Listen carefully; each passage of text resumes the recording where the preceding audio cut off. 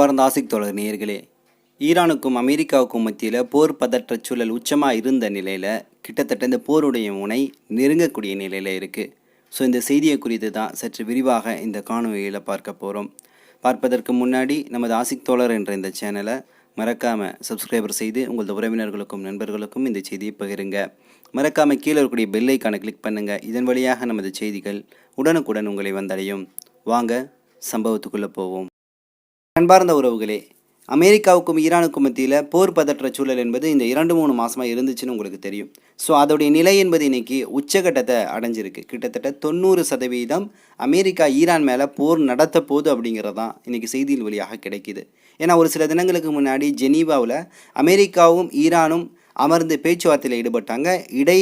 நிலையில் நின்று ஒமான் நடுநிலையில் நின்று பேச்சுவார்த்தைக்கு உதவியும் செஞ்சிச்சு. ஆனால் இந்த பேச்சுவார்த்தை என்பது இன்றைக்கி தோல்வி அடைஞ்சிருக்கு. ஏன்னா 90% அமெரிக்கா ஈரானுடைய எந்த டிமாண்டையும் ஏற்றுக்க மாட்டேங்குது. குறிப்பாக அணு உலை சார்ந்த விஷயங்களில் கூடுதலான அழுத்தங்களை தொடர்ந்து கொடுத்துட்ருக்கு. செறிவூட்டப்பட்ட யுரேனியம் முழுமையாகவே ஈரான் பயன்படுத்தக்கூடாது, அது 0% உட்பட பயன்படுத்தக்கூடாது அப்படின்னு சொல்லக்கூடிய நிலையிலிருந்து தனது எதிர்ப்புகளை பதிவு செஞ்சுட்டே இருக்குது. ஸோ இந்த நிலையில் தான் இன்றைக்கி இந்த பேச்சுவார்த்தை தோல்வி அடைஞ்சனால கடந்த 48 மணி நேரத்தில் அமெரிக்கா ஐரோப்பிய நாடுகளிலிருந்து பல்வேறு கப்பல்கள், டஜன் கணக்காக போர் கப்பல்கள், அதே போல் போர் கண்காணிப்பு விமானங்கள், அதே போல் அந்த எரிபொருள்கள் ஏற்றக்கூடிய விமானங்கள்னு சொல்லிட்டு பல இராணுவ தளவாடங்கள் எல்லாமே இன்றைக்கி மத்திய கிழக்கை நோக்கி பயணித்து கொண்டே இருக்குது அப்படிங்கிற தகவல் வருது. மற்றொரு பக்கம் ஆல்ரெடி யுஎஸ்எஸ் அப்ரஹாம் லிங்கன் என்று சொல்லக்கூடிய கப்பல் பேர்ஷியன் கல்ஃபில் ஈரான் மேலே தாக்குதல் நடத்துவதற்கு தயாரான சூழலில் பல மாதங்களாகவே நின்றுட்டுருக்கு. இன்றைக்கி அதுக்கடுத்து ஜெரால்ட் என்று சொல்லக்கூடிய ஒரு பிரம்மாண்டமான போர்க்கப்பல், உலகிலேயே மிக பிரம்மாண்டமான போர்க்கப்பல், இதையும் இன்றைக்கி மத்திய கிழக்கை நோக்கி பயணிச்சிட்ருக்கு. வரக்கூடிய 21, 22 இந்த தேதியில் மத்திய கிழக்கு அடைஞ்சிரும் அப்படிங்கிற தகவல் வருது. அப்போ ட்ரம்ப்பை பொறுத்த வரைக்கும் இன்றைக்கி ஈரான் மேலே வேறு வழியே இல்லை, தாக்குதல் நடத்தணும் அப்படிங்கிற சூழலை நோக்கி போயிருக்கிறாரு. இது வெறும் ட்ரம்ப்புடைய முடிவு கிடையாது, இஸ்ரேலுடைய முடிவும். ஏன்னா இந்த தாக்குதலை இஸ்ரேலும் அமெரிக்காவும் ஒன்றாக சேர்ந்து தான் நடத்தப்போகுது. ட்ரம்ப்புக்கு இதில் விருப்பம் இருக்கோ இல்லையோ, இஸ்ரேல் சொல்லக்கூடிய விஷயத்தை நிறைவேற்றக்கூடிய இடத்துக்கு இன்றைக்கி ட்ரம்ப்பு தள்ளப்பட்டு விட்டார். ஸோ இந்த செய்தியை அறிந்து கொண்ட ஈரான் இன்றைக்கி தற்காப்பு விஷயத்தில் கூடுதலாக செயல்பட்டுருக்கு. குறிப்பாக அவங்களுடைய அணு உலைகளை 2 மடங்காக இரட்டிப்பாக பாதுகாப்பு வளையத்துக்குள்ளே கொண்டு வந்துருக்கு. அதே போல் ஏர் டிஃபென்ஸ் சிஸ்டத்தை பல்வேறு இடங்களில் நிலவி கொண்டிருக்கிறது. அமெரிக்கா நிகழ்த்தக்கூடிய அந்த டார்கெட் எங்கெங்கே இருக்குதுன்னு கேட்டிங்கன்னா, முதல் கட்டமாக ஈரானில் ஆட்சி கவிழ்ப்பை கொண்டு வரணும். இரண்டாவது, ஈரானுடைய முக்கிய அரசியல் இராணுவ தலைவர்களை இந்த தாக்குதலில் சொல்லி முடிச்சு விடணும். அதற்கு அடுத்து மிகப்பெரிய அளவில் அணு உலைகள் கட்டமைப்பு இருக்குல்ல, இதோடைய இலக்குகள் மேலே தாக்குதல் நடத்தி இந்த அணு உலை கட்டமைப்புகளை முழுமையாக அழிக்கணும். அப்படிங்கிற நிலையோடு சேர்த்து தான் இந்த ஆட்சி கவிழ்ப்பு என்ற விஷயத்தையும் கையில் இன்றைக்கி ட்ரம்ப் வச்சுட்டு இருக்கிறாரு. ஸோ இந்த தாக்குதல்லாம் நடக்குது அப்படின்னா இதற்கு கூட அந்த ஆட்சி கவிழ்ப்பு, அடுத்த ஆட்சி அப்படிங்கிறதே நான் முன்னாடி சொல்லியிருக்கேன். பஹ்லவி என்று சொல்லக்கூடிய நபர், ரேசா பஹ்லவி, இவர் 1948க்கு அப்புறம் அங்கே இஸ்லாமிய குடியரசு புரட்சி நடக்குது. அப்போ கொமேனியுடைய தலைமையான ஆட்சி வருது. அந்த சமயத்தில் நாடு கடத்தப்பட்ட நபர் தான் இந்த பஹ்லவி என்று சொல்லக்கூடிய நபர். ஸோ இந்த ரேசா பஹ்லவி இன்றைக்கி ட்ரம்ப்போடு சேர்ந்து கொண்டு மீண்டும் ஈரான் மக்களுக்கு நான் குரல் கொடுக்குறேன், ஈரான் மக்கள் கஷ்டப்பட்டுட்டு இருக்காங்க, ஸோ அவங்களுக்கு நீதி என்பது வேண்டும் அப்படின்னு ஒரு போலியான தோற்றத்தை உருவாக்கி ட்ரம்ப்பு கையை நான் வலுப்படுத்துகிறேன்னு சொல்லிட்டு இன்றைக்கி ட்ரம்ப்போடு சேர்ந்து கொண்டு இந்த ஈரானுக்குள்ளே நடக்கக்கூடிய இந்த கலவரங்களுக்கு உடந்தையாக இருக்கிறார். அப்போ இந்த விஷயங்கள்லாம் நடக்குது அப்படின்னா ஈரானில் ஒரு பொம்மையாட்சியாக மீண்டும் இந்த ரேசா பஹ்லவி என்று சொல்லக்கூடிய மேற்குலகத்துடைய அடிவருதி ஆட்சிக்கு வரக்கூடிய ஒரு சூழல் என்பது இன்றைக்கி உருவாகிருக்கு. இந்த சூழல் என்பது போயிட்டுருக்கு. ஸோ இன்னொரு பக்கம் இன்றைக்கி சீனா ஈரானுக்கு பெரிய அளவில் உதவிட்டு இருக்கு அப்படிங்கிற செய்தி வருது. சீனாவுடைய செயற்கைக்கோள் அமெரிக்காவுடைய F-35 க்ரோலர் மின்னணு போர் ஜெட் விமானம் எங்கெங்கே நிறுத்தப்பட்டிருக்கு அப்படிங்கிற தகவலை இன்றைக்கி கொடுத்துருக்கு. அது எந்த இடத்துல நின்றுருக்கு அப்படிங்கிற செய்தி தான் சற்று அதிர்ச்சி அளிக்குது. ஏன்னா ஜோர்டான், எகிப்து போன்ற நாடுகள் என்ன சொல்லுச்சுன்னா, எங்கள் நாட்டுக்குள்ளே, எங்களுடைய வான்பரப்புக்குள்ளே அமெரிக்காவுடைய எந்த விஷயங்களும் அனுமதிக்க மாட்டோம்னு வாக்குறுதி கொடுத்துருந்துச்சு.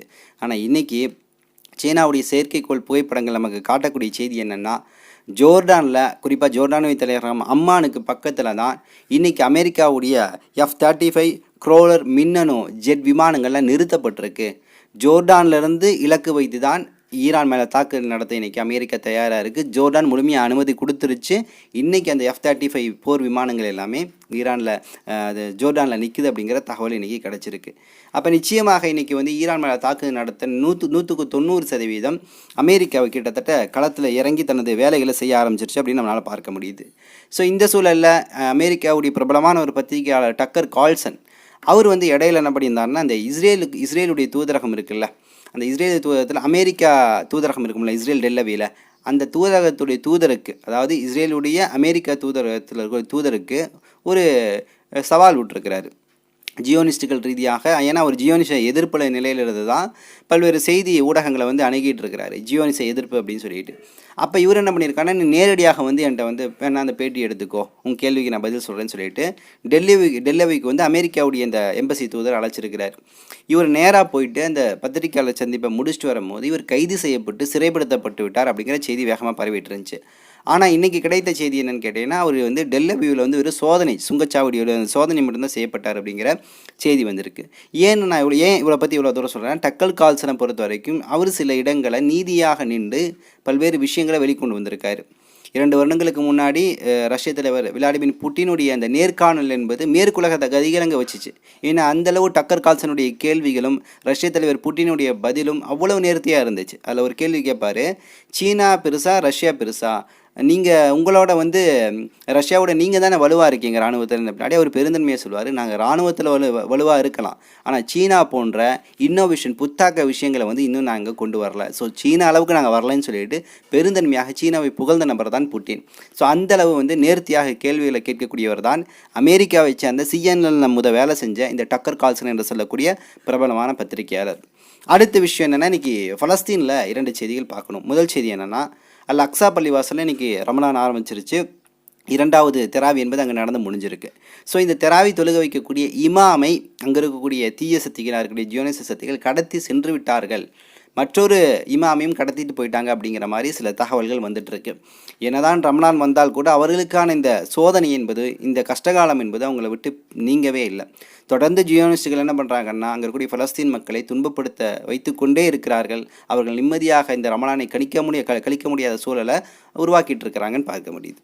இன்னொரு பக்கம் காசா வெஸ்ட் பேங்க் என்ற 2 பகுதிகள் ஒன்றாக சேர்ந்து தான் பலஸ்தீன், அதாவது இஸ்ரேல், காசா மற்றும் வெஸ்ட் பேங்க் எல்லாம் சேர்ந்து தான் பலஸ்தீனாக இருந்துச்சு 1947க்கு முன்னாடி, உங்களுக்கு தெரியும். ஆனால் இந்த சிச்சுவேஷனில் வெஸ்ட் பேங்க் ஒரு பக்கம் இருக்குது, காசா ஒரு பக்கம் இருக்குது. வெஸ்ட் பேங்க்குள்ளே தான் அல் அக்ஸா என்று சொல்லக்கூடிய பள்ளிவாசலும் இருக்குது. இப்போ இஸ்ரேல் என்ன சொல்லுதுன்னு கேட்டிங்கன்னா, இந்த வெஸ்ட் பேங்க் பகுதி வந்து இஸ்ரேலோடு இணைக்கப்பட வேண்டும், வெஸ்ட் பேங்க் எங்களுக்கானதுன்னு சொல்லிட்டு உரிமை கோரிக்கொண்டிருக்கிறது. இப்போ இதை எதிர்த்து உலகத்தில் பல்வேறு நாடுகள் எதிர்த்து குரல் கொடுத்து கையெழுத்து இயக்கமாகவே அதை செஞ்சு இன்றைக்கி அனுப்பிட்டு இருக்காங்க. அதில் கிட்டத்தட்ட 86 நாடுகளுடைய பட்டியல் வெளிவந்துருந்துச்சு. அதில் பார்த்தா இந்தியா, இலங்கையுடைய பேரை காணும். இதற்கு கடுமையான எதிர்வாதங்கள், விமர்சனங்கள் வரக்கூடிய சூழலில் பலஸ்தீன்லேருந்து இன்றைக்கி மீண்டும் அடுத்த ஒரு பட்டியல் வந்திருக்கு, 100 பட்டியல். இந்த 100 நாடுகளுடைய பட்டியல் இந்தியாவுடைய பேர் என்பது அதில் வந்து குறிப்பிடப்பட்டிருக்கு. அப்போ நிச்சயமாக இந்தியா, இலங்கை போன்ற நாடுகள் வந்து நிச்சயமாக பலஸ்தீனுக்கு வந்து குரல் கொடுக்கணும். ஏனென்றால் இன்றைக்கி பலஸ்தீன் மக்கள் என்ன கொடுமைப்பட்டு கொண்டிருக்கிறார்களோ அதே கொடுமையை ஆங்கிலேயரிடம் 1947க்கு முன்னாடி இந்தியாவில் நாமும் கொடுமைப்பட்டு கொண்டிருந்தோம், நாமும் இன்னல் பட்டு கொண்டிருந்தோம். அவர்களுக்கு எதிராக நாம் போராட்டம் செய்தோம், எங்களுக்கு விடுதலை வேணும்னு சொன்னோம். அந்த சமயத்தில் நம்மளை என்ன சொன்னாங்க அவங்க, நீங்கள் டெரரிஸ்ட்னாங்க, நீங்கள் தீவிரவாதி அப்படின்னாங்க. அப்போ தனது நாட்டுடைய விடுதலைக்காக, உரிமைக்காக குரல் கொடுக்கக்கூடிய எல்லா நபரும் தீவிரவாதி அப்படின்னா இது என்ன வகையான போக்கு?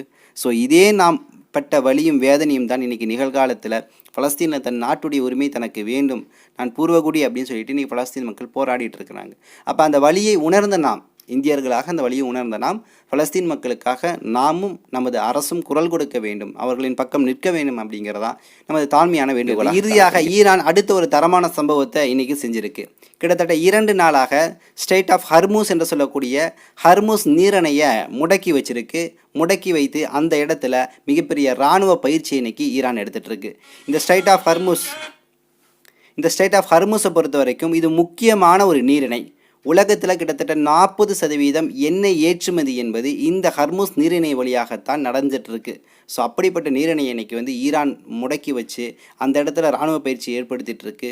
மேலும் பல்வேறு பெரிய பிரம்மாண்டமான சரக்கு கப்பல்கள்லாம் அணிவகுத்து நிற்குது ஈரானுடைய இராணுவ அந்த கடற்படை அந்த இராணுவ பிரிவிட்ட அனுமதி கேட்பதற்காக அப்படிங்கிற தகவல் வருது. இன்னொரு பக்கம் இன்றைக்கி காலையில் 3:30 மணிலேருந்து அதிகாலை 3:30 மணிலேருந்து மதியம் 1:30 மணி வரைக்கும் எந்த விமானங்களும் பறக்கக்கூடாது அப்படின்னு சொல்லிட்டு ஈரான் ஒரு உத்தரவு கொடுத்துருந்துச்சு. ஏன்னா அவங்க ஒரு இராணுவ பயிற்சியை மேற்கொள்கிறாங்க மற்றும் விமான பயிற்சி, ஏவுகணை பயிற்சி போன்ற பயிற்சிகளை நாங்கள் ஈடுபட போகிறோம் அப்படின்னு சொல்லக்கூடிய செய்தியும் வெளியிட்டிருக்கிறாங்க. அப்போ கிட்டத்தட்ட அமெரிக்காவுடனான இந்த தாக்குதல் மோதல் சம்பவங்களில் ஈரான் எப்பொழுது வேணாலும் அடுத்த ரீப்ளே கொடுக்க தயாரான சூழலில் இருந்துகிட்ருக்கு. 24 மணி நேரமும் உன்னிப்பாக இதை கவனிச்சிட்ருக்கு அப்படிங்கிற விஷயத்தை தான் நம்மளால் இதன் வழியாக பார்க்க முடியுது. ஸோ இன்னும் சில தகவல்களை திரட்டி கொண்டு இன்ஷா அல்லாஹ் விரைவில் உங்களை சந்திக்கின்றேன். நன்றி. அஸ்ஸலாமு அலைக்கும் வரஹ்மத்துல்லாஹி வபரகாத்துஹு.